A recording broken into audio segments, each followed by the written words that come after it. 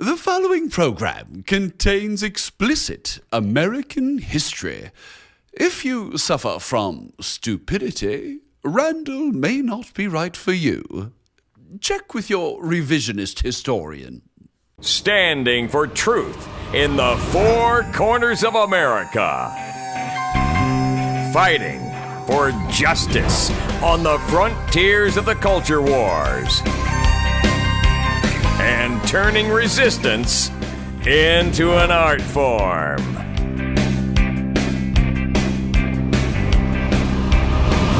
Randall Terry.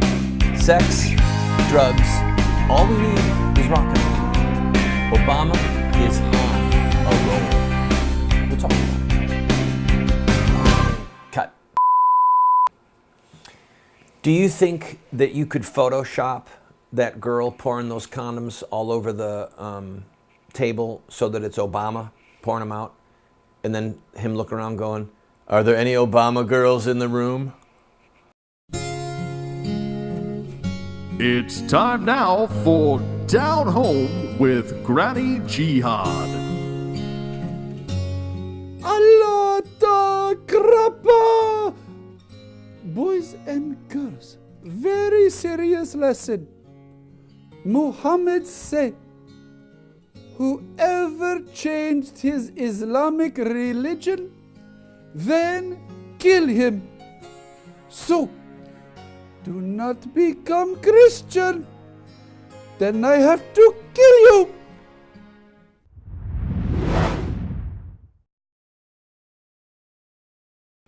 Welcome to the program, friend. In a couple of minutes, I'm going to show some footage and have a very frank discussion about the true nature of Obamacare.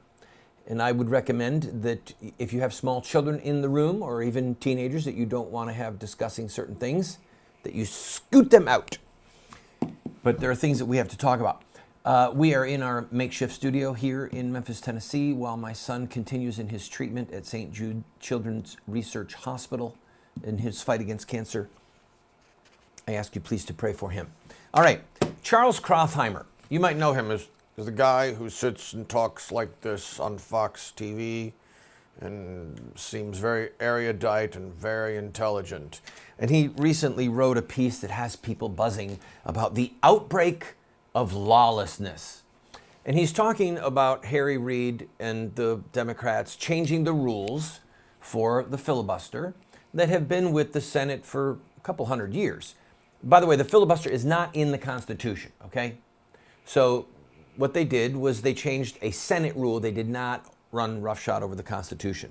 They leave that for other moments. Anyway, he went on and on about the violence to constitutional norms, and it was brute force, and it's an outbreak of lawlessness, and people are on Fox TV are saying the rise in lawlessness and these horrible knockout games that are happening, but this is all connected to Obama being lawless, and now the Senate changing the rules, being lawless. Woe is us. Lawlessness is spreading throughout the country because the fish is rotting from the head. Obama, Harry Reid, these are the bad guys. Can I be just brutally frank here for a minute? Charles Krauthammer is a baby killer. Okay?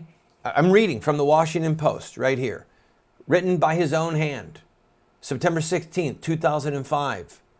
Quote, "I happen to be a supporter of legalized abortion," close quote. All right? So for him to feign outrage, or for the people at Fox to feign outrage, or for any of us to feign outrage or think, oh my goodness, look at the lawlessness that's spreading from this presidency, is as hypocritical as it is absurd, as it is laughable. Charles Krauthammer is what is called a positivist. All right? That's a highfalutin philosophical word. What it means in regards to law is that he and other positivists like Obama believe that man can make law. Okay? that law is something that we agree on, we write, we change, we modify. Now, somebody who is theocentric in law, somebody who is God-centered in law, believes that law is transcendent, that it comes from above, the Ten Commandments, all right? Roe versus Wade in 1973, for example, now that was lawless. That was a frontal assault on the commandment, thou shalt not murder. And if you want to look for a fountain for lawlessness, start with Roe versus Wade. Charles Krauthammer doesn't even believe in law because he believes that he can make it. Charles Krauthammer and many of our neoconservatives, many of the folks in the Republican Party for that matter, they are pretenders to the throne of God because they believe that they can create law. Let me end this little segment with a glaring example of how we in the Christian community get seduced and abused by the Republican Party. George Bush the Younger was president for 8 years. 6 of those years, the Republican Party controlled the U.S. House and the U.S. Senate. During that time, they did not one time vote to just say defund Planned Parenthood. This criminal syndicate involved in murdering babies, protecting pedophiles, helping people in the so-called sex trade, which involves minor underage girls who are trapped in a life of servile prostitution. Planned Parenthood helps these unspeakable evils. And did George Bush and the Republican leadership vote to defund them when they controlled the presidency and both houses? No. You want to know why? They're lawless.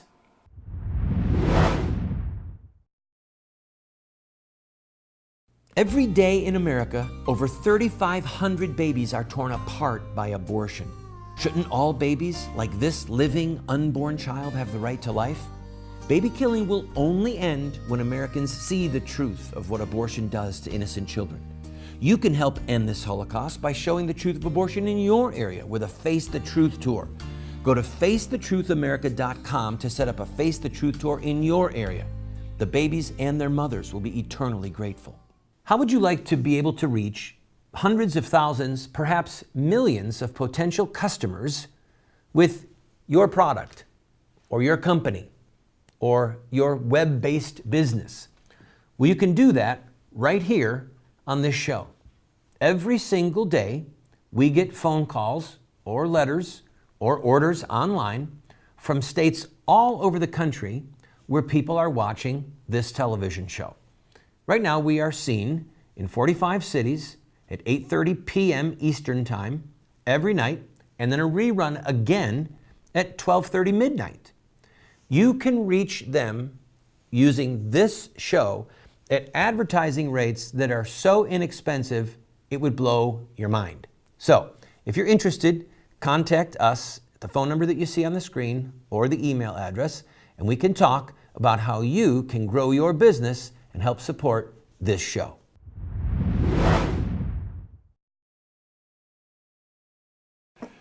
Mabel, could you run over to Farmer Jones' place and grab a dozen eggs out of his hen house? I'm hungry and we're out of eggs. No, don't pay for it, just take them.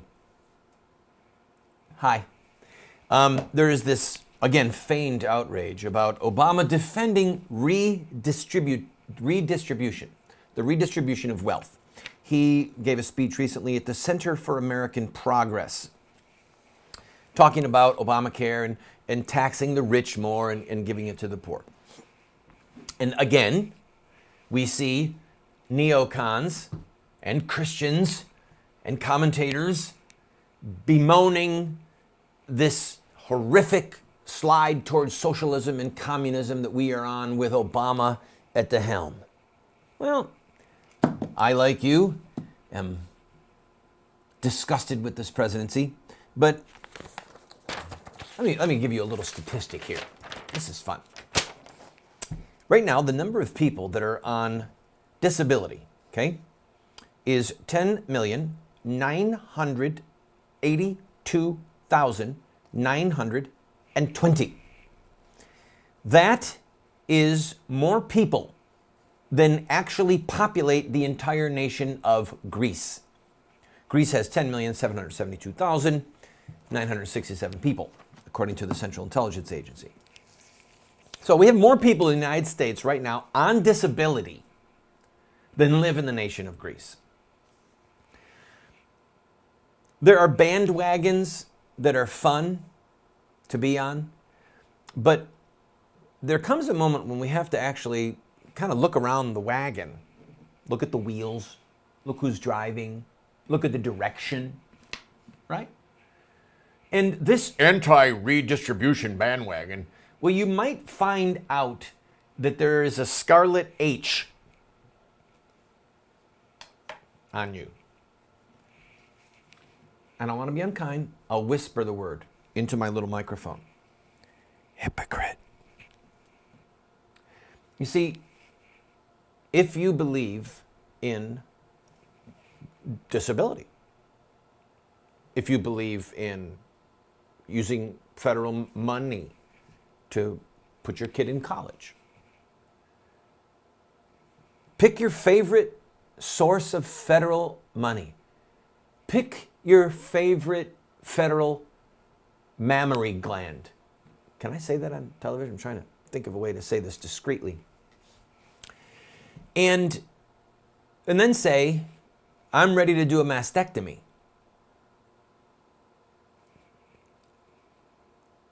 If you take money from the federal government, or you believe in any redistribution of wealth, then all we're talking about is degrees. That's it. Until we come to the place where we are prepared to say that the redistribution of wealth at gunpoint is in itself lawless, it is theft, it is based upon greed and covetousness, until we're prepared to say that we need to end all federal programs that redistribute wealth, all of them, then we're just talking about a matter of degrees.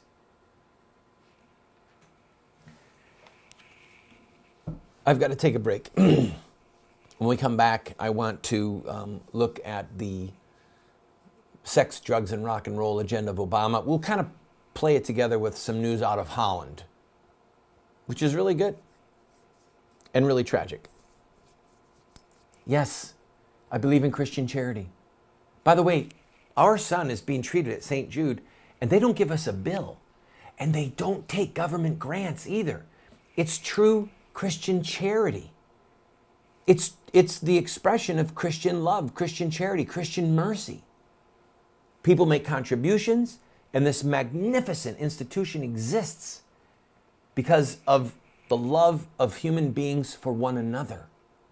But it's not done at a gunpoint. You will pay these taxes and we will give away your money. That's not Christian charity. That's compulsion. It's redistribution. It is a form of tyranny. I'll be right back. I want to figure out a way to cleverly do that story, that joke, where the guy on the plane says to the woman, "Would you sleep with me for $1 million?" And she says, "Well, maybe." And he said, "Would you sleep with me for $25? She said, "What do you think I am?" He said, "We've already established what you are. We're just negotiating the price."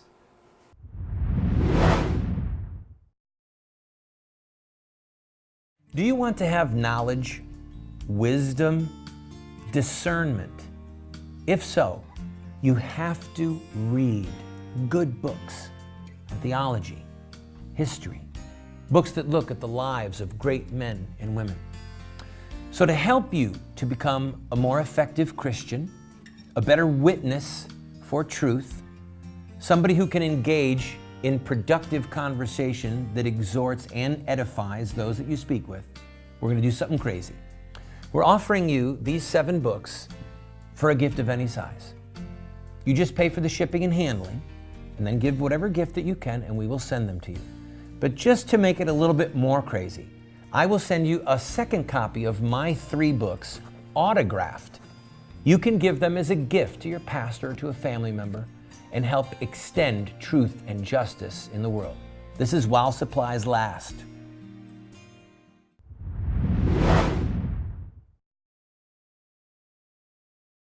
Welcome back to the program. This is one of those moments when if you have small children in the room, it's time to go play with Legos, Johnny. Susie, go get your Barbie doll and play in the other room, honey. I'll call you when it's time to come back. Obama made a speech recently at the White House Youth Summit, and he called on bartenders. He said, if you support Obamacare, you're a young bartender, have a happy hour. Get people into the bar, get them a little liquored up. What do you got in this drink anyway? What you need, friend, is Obamacare. He said, get them in the bar, get them drinking, and then pitch them on Obamacare. They're frantic to get young people into the system. This part of the economics of this were predicated on that window of people from 18 to 25 who they are now saying, you've got to go get this health care or pay the $95 penalty. And tragically, only a third of people polled in that age group are even interested in getting Obamacare. The other 2/3 are saying no. Half of the young people in that age bracket polled are saying they don't even agree with it. Okay? So we have a major problem on our hands, don't we, President Obama? So what's Obama doing? He's appealing to the base nature. As I said the other day, look at this ad. You've got this attractive girl saying, I hope that he's as easy to get as it is for my birth control. And in case you think this is a fluke, check out this Obama girl pouring out prizes on the table. Oh, yes. And later on, I'm thinking that she said, and I'm available later on as a true Obama girl. By the way,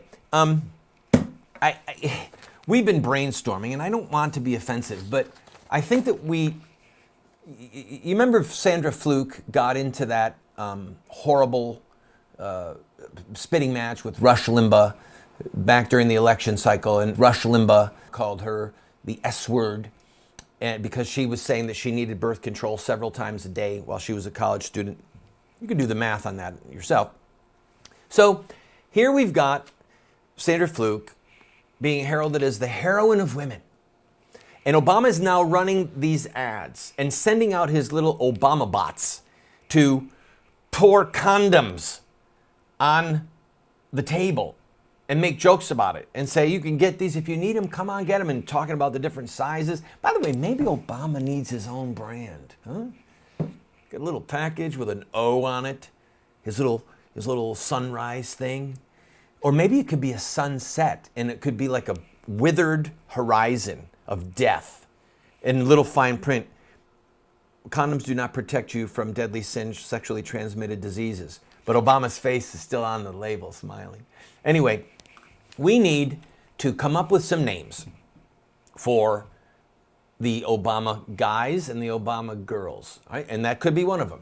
I'm an Obama guy. I'm an Obama girl. I've got free birth control.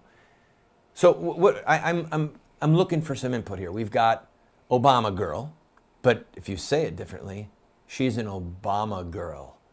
You could just be a little bit more graphic and say an Obama hoe, Obama floozy. That's tough because it's 2 syllables. You could say she's an Obama fluke, but that might be too hip for the crowd. I mean, what do you call the guys? An Obama stud, an Obama bot. I need help. So if you want to send in your ideas, there's the email on the screen. Go ahead and email us the names that we can call the people who are rushing for those free condoms. And I have to bring this up. I know we're out of time, Lane, but in Amsterdam, right now, because this kind of ties in, they're actually putting alcoholics to work cleaning up the streets. They start at 9 in the morning, and they give them 2 beers at the start of the day, another 1 or 2 beers at lunch, and if the day goes well, they give them 2 more beers at the close of work, and then they give them 10 euros. And they give them a free lunch. I mean, this is good. These are people whose lives, for whatever reasons, have been tragically derailed. They're street people, but now they're getting beer. They're in the sex capital of Europe, Amsterdam. They're probably giving them, you know, some of those prophylactics. And everyone can live happily ever after. If Obama wants to tell the bartenders to, you know, bring them on in, sell them on Obamacare, then he can balance on that keg. Woo! I know this is dangerous, Mom, but don't worry, I got Obamacare. And the Obama girl's waiting for me. She's been on the keg too. God help us. I've got to take a break. I think that I'm going over the edge. I think I'm going to snap here.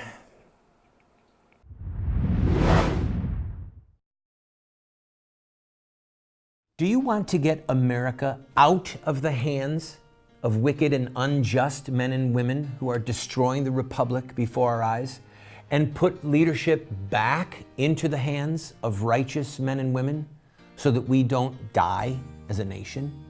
Well, you're talking about social revolution, and there are rules in social revolution.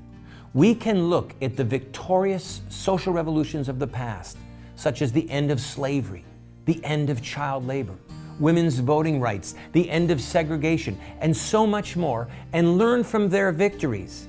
Look at their actions, their images, their rhetoric, their sacrifices, and their final fruit.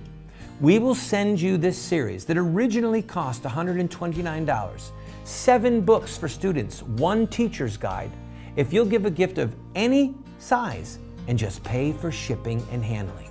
Take advantage of it today.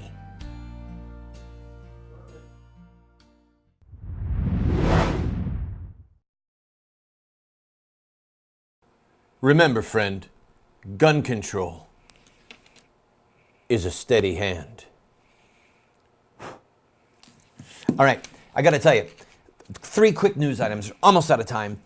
From 1994 to present, the ownership of firearms has doubled in America. Doubled. We're way up into the 300 million firearm pieces. Those are the known ones, okay? You got to love this country. But tragically, this is where it gets tough. The murder rate from 1994 to present has dropped by more than a half. I mean, if you're an advocate for gun control, this is bad news for you. You need to be able to say that the more firearms that are out there, the more danger that's out there. But the exact opposite is true. Firearms have doubled, and the number of people being murdered with firearms has gone down by more than 50%. Because an armed society is a polite society. That's an outrageous thing to say. Yeah, I know. Blame George Washington. Because he's who said it. All right. This hacker has developed a super drone to hack into other drones so that the master drone, the hacker drone, can control the other drones. You might have seen that Amazon has developed the software and that they can deliver packages by drone. Okay? That's cool. But this guy says, I've already developed the software where I can hack into that drone and I can drive off with it and steal the stuff. But all kidding aside, the U.S. government is using drones to spy on us, and we're using drones to kill people overseas. I predict, mark my words, it's going to be a huge news story the first time that someone is either assassinated in America by our government or is murdered with a drone-delivered device. Mark my words, we'll come back to that. And then finally, check out this seat. Fisher-Price is saying if you are committed to using our products so that your child can sit in them comfortably until he's 18 or 20 years old because he's turned into a blob of useless flesh, buy this seat because you can put your iPad on it. Why hug your child when you can put them in front of this iPad?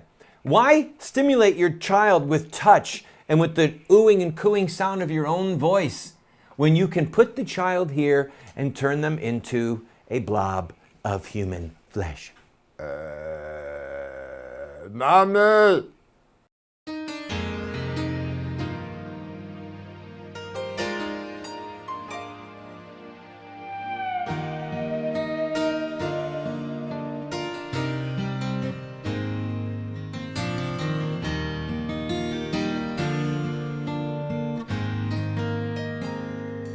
you.